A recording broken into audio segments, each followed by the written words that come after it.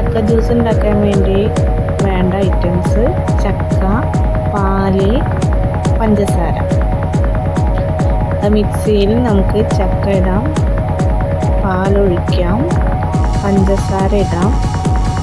ഇത് മൂന്നും കൂടി മിക്സിയിൽ അടിച്ച് ഒരു ഗ്ലാസ്സിലേക്ക് ഒഴിക്കാം.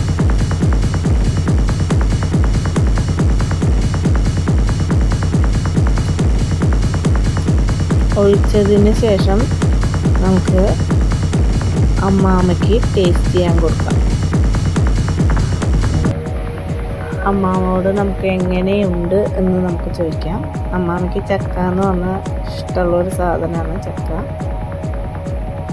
അഭിപ്രായം ഇപ്പോൾ കുടിച്ചതിന് ശേഷം നമുക്ക് ചോദിക്കാം.